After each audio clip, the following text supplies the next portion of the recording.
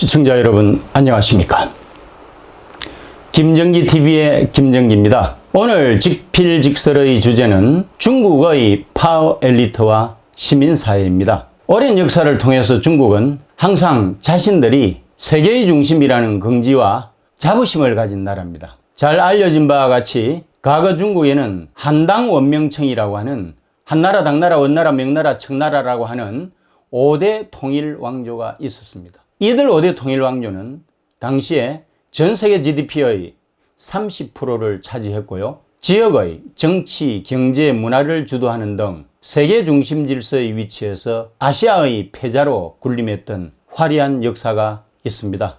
이른바 팍스 시니카입니다. 한때 폐쇄적인 사회주의 국가였지만은 현재의 중국은 경이적인 경제 성장을 통해서 패권국가, 세계의 중심 질서가 되고자 하는 야망을 키워가고 있습니다. 과연 그들은 과거의 팍스 시니카를 재현할 수 있을까요? 물론 현대의 세계 질서는 과거 봉건 시대와는 그 양상이 크게 다릅니다. 세계의 패권을 차지하려고 하면 우선에 경제대국이 돼야 하고요. 정치적 민주화와 개혁 개방이 완전하게 이루어져야 한다는 거죠.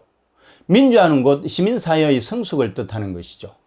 중국은 경제대국의 꿈을 달성을 했고요. 개혁 개방이 이루어진 것도 사실입니다.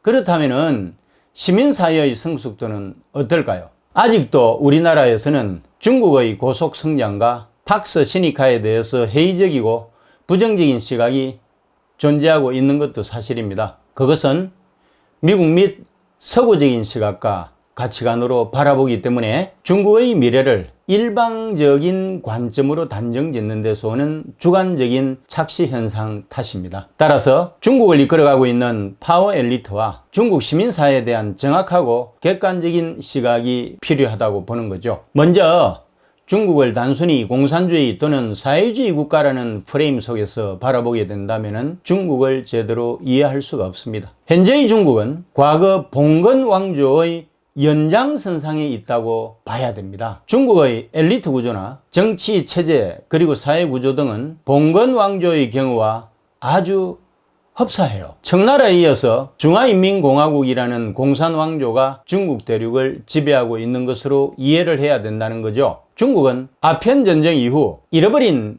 160년의 세월을 뒤로 하고 새로운 세계 질서 확립을 위해서 국가적인 노력을 경주하고 있고 지금과 같은 추세라면 앞으로 팍스 시니카를 통해서 과거의 영광을 재현할 가능성도 있다고 봅니다. 개혁 개방 이후 30년간 중국이 이처럼 빠른 속도로 발전할 수 있었던 원동력은 중국 지도부의 탁월한 리더십에 기인합니다. 중국의 파워 엘리트 그룹은 중국의 상위 6%에 해당하는 8천만 전후의 공산당원들로 이들은 각종 특권과 부귀 영화의 영속화를 위해서 노력하고 있습니다. 이들 가운데서도 중국의 성골과 진골이라고 할 수 있는 이른바 태자당. 이 태자당은요, 1949년 중화인민공화국을 건국한 개국공신의 후예들하고 덩샤오핑의 가족 및 친지 그리고 당 중앙 영도자들의 자녀로 이루어져 있습니다. 재임 중에만 권력을 행사할 수 있는 우리나라나 서구 사회하고는 다르죠. 이들은 퇴임 후에도 서로 간의 신의를 바탕으로 관시, 관계죠.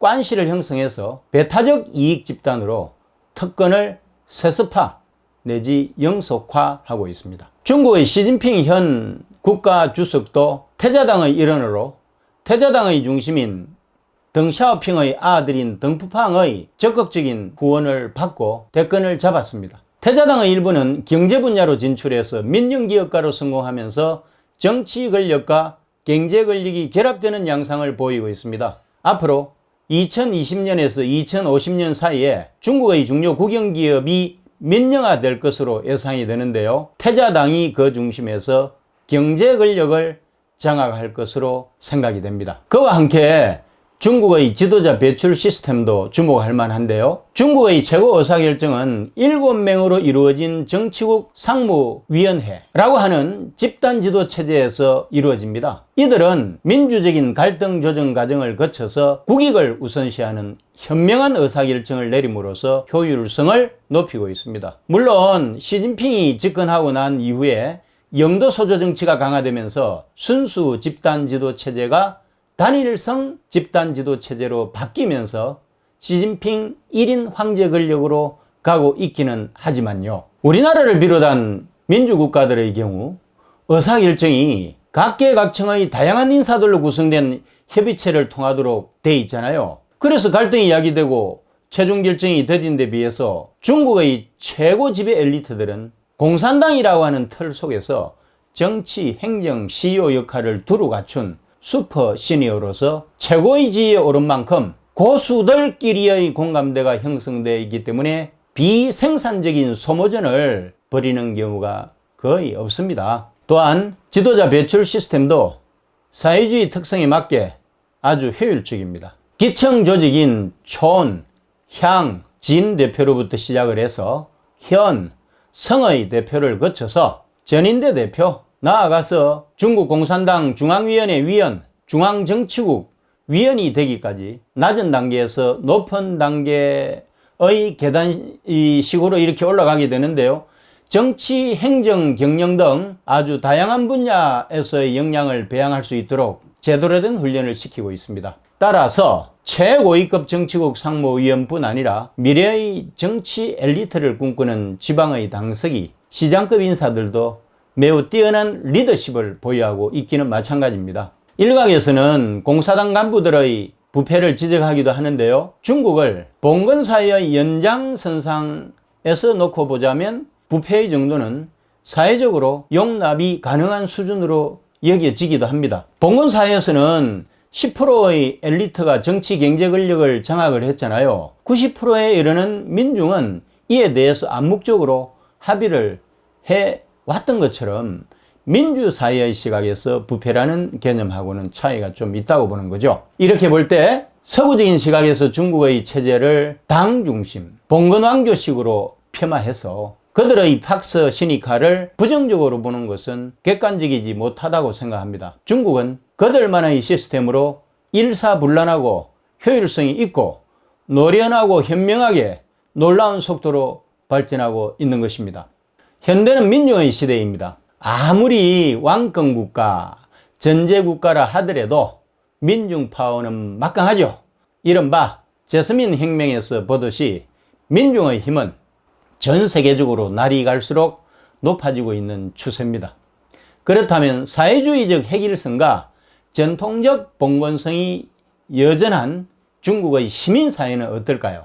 민주 서구 사회 일각에서는 중국이 시민사회의 성장, 그리고 티베트, 신장 등 변방의 독립운동에 의해서 붕괴될 가능성이 있을 것으로 예측을 하기도 합니다. 물론 현재의 중국은 시민사회 형성의 초기 단계로서 경제 성장을 통한 소강사회, 중국이 지향해온 국민들이 먹고 살만한 그런 사회를 소강사회라고 하죠. 이 소강사회의 성장, 그리고 화이트 칼라의 증가 등으로 국민들의 정치적 욕구가 태동하는 시점에 있는 것도 사실입니다. 일반적으로 1인당 GDP가 $10,000 정도 되면요, 중산층이 부상하기 시작을 하죠. 중국은 2020년경에 1인당 GDP가 $10,000가 넘을 것으로 전망이 됩니다.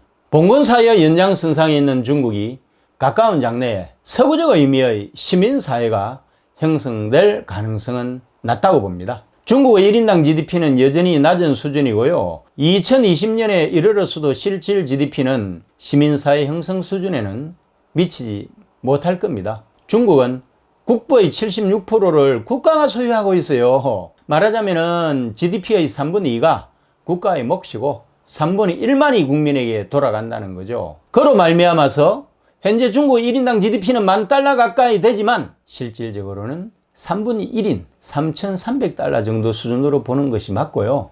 따라서 정치적 욕구가 분출되기는 아직은 어렵다는 거죠. 중국에서 시민사회 형성이 어려운 이유는 또 있어요. 민주국가의 경우 시민사회의 핵심 그룹은 지식인과 자본가라고 할 수 있는데, 현재의 중국에서 이들의 사회적 지위와 역할은 서구의 민주국가들하고는 많은 차이가 있어서 파워 계층이 되지를 못합니다. 한마디로 시민사회를 이끌 선도 그룹이 없다는 것이죠. 서구와는 달리 중국의 대학 교수, 의사, 변호사 등의 정치 사회적 지위는 아주 낮은 편이고, 기자와 같은 언론인도 마찬가지로 대부분이 공산당의 홍보요원, 공보관, 나팔수에 불과합니다. 그 때문에 중국의 리더 그룹이라고 할 수 있는 전인대에서도 전문가 그룹으로서의 대표성을 찾을 수 없습니다. 물론 이 과학자 같은 경우는 특별하게 우대를 합니다만은 성공한 민영기업가의 경우에 전인대 참여 비율이 8% 정도로 높아지고 있어요. 그런데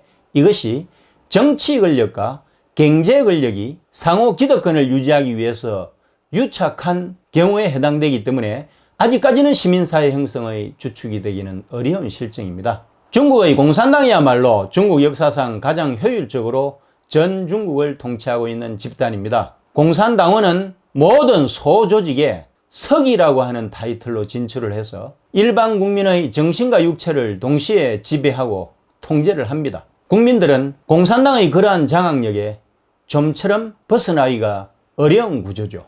중국은 문화혁명이라고 하는 암흑기를 경험을 했잖아요. 그래서 정치 권력에 대한 도전이 얼마나 큰 응징과 대가를 치러야 하는지를 역사적 경험을 통해서 잘 알고 있습니다. 따라서 중국에서 시민사회가 형성된다고 하더라도 정치적 참여는 결코 쉽지가 않을 것이고 경제, 사회적 영역에 국한이 될 것으로 전망이 됩니다. 결과적으로 중국을 제대로 이해하고 그들의 미래를 전망하려고 하면 중국이 갖고 있는 그들만의 특별한 체제를 분석을 하고 파악을 해야 되고 서구식 시각과 가치관으로 본다면 오류와 착각을 범하기 쉽다고 하는 것입니다. 감사합니다. 영상물 아래에 있는 구독 버튼과 좋아요 버튼을 눌러주세요. 자유우파와 대한민국의 재건을 위해 고군분투하고 있는 저에게 엄청난 힘이 됩니다.